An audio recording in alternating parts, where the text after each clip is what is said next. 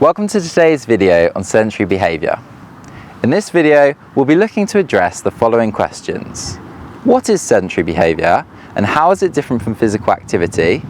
How is sedentary behaviour associated with health outcomes?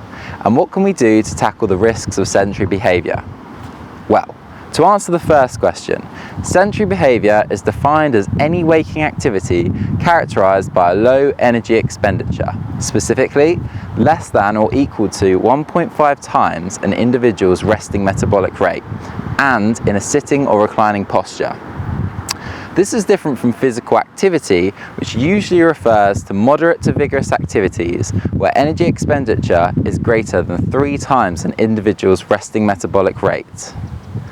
By and large, in the UK, we mostly live sedentary lives. You could argue that the increase in tablets, gadgets, and labour-saving technologies could be partially to blame.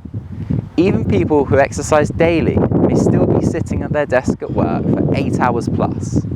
This has large public health consequences, as sedentary behaviour is associated with several health conditions, including obesity, metabolic syndrome, type 2 diabetes, cardiovascular disease, cancer, and all-cause mortality, independent of levels of physical activity. Due to deconditioning and sarcopenia, or loss of muscle, sedentary behaviour has also been linked with several forms of musculoskeletal disease, including non-specific lower back pain, sciatica, osteoporosis, osteoarthritis, neck pain, patellofemoral joint pain, and hip pain. Television viewing is a form of sedentary behaviour which may be particularly bad for us. Not only are we sedentary whilst watching TV, but people tend to have a higher consumption of sugar and fattier foods, sleep less and perform less physical activity. One study found that those who watched 6 hours of TV or more had a 4.8-year decreased life expectancy compared with those that watched none. So what can we do about these risks? Interventions to decrease sedentary behaviour can come in various forms, be it standing desks or standing meetings at work, to reminding oneself to move more, say during a TV advertisement or at lunchtime. Increasing the amount you walk using step targets, parking further from work, or by taking the stairs could also make a difference. For our patients, the evidence suggests that supporting those who are the most sedentary may have the largest impact in improving the lives of our patients.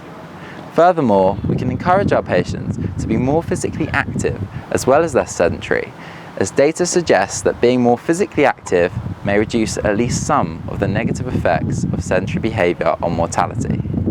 Take a look at this graph, which is a synthesis of meta-analysis data from over 1 million individuals by Oakland et al.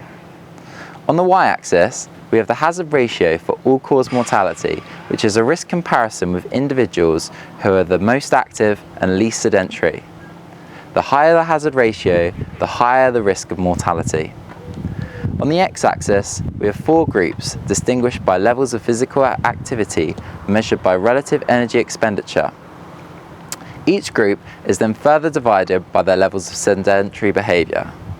As you can see, being more active reduces the risk of mortality even if an individual is sedentary for over 8 hours a day. The risk isn't quite nullified, however, and even the most active have an increased risk of mortality the longer they sit. The importance of minimising sedentary behaviour is echoed in the UK National Physical Activity Guidance for both adults and young people. In fact, other countries have gone further, with the Canadian authorities recommending that children between 0 to 4 years old do not watch screens at all, and that between ages 5 to 17, screen viewing should be limited to just 2 hours a day. Thank you for watching. For further information, please see the links presented shortly. And finally, please remember, brief advice in physical activity works to improve our patients' habits, and in many cases is almost as effective as intensive interventions.